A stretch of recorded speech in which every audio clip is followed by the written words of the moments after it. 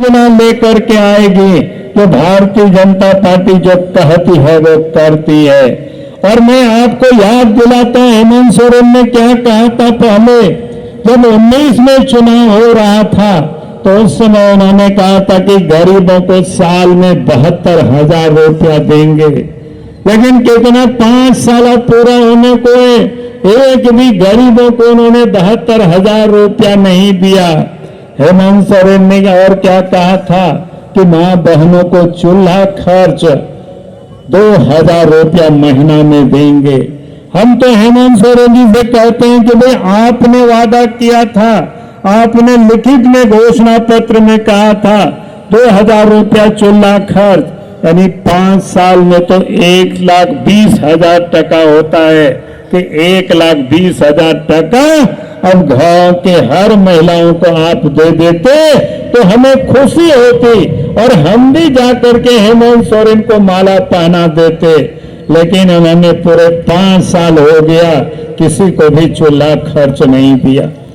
आपको याद है उन्होंने हेमंत सोरेन ने और क्या कहा था, उन्होंने कहा था जब लड़की की शादी होगी तो हम सोने की सिक्का देंगे। अब इस 5 साल में लाखों बच्चों की शादी हो गई, अब सोने की सिक्का तो छोड़ दीजिए, उन्होंने चांदी के भी सिक्का नहीं दिया। तो उन्होंने झूठ बोल करके लोगों से वोट मांगा।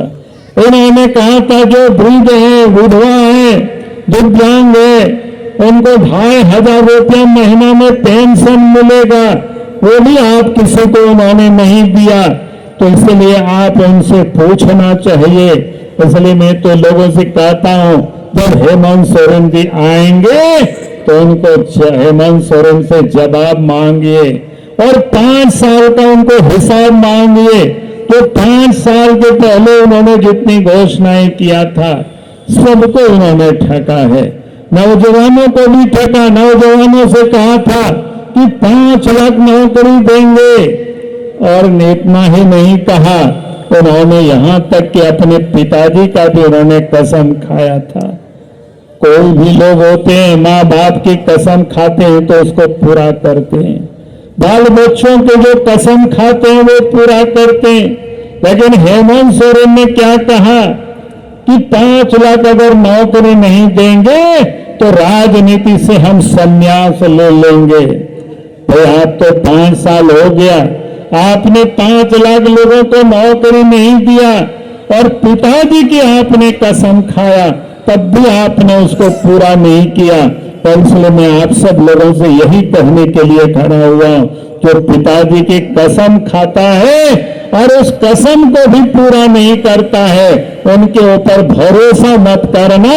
हम यही निवेदन और यही अपील करने के लिए आया हूं।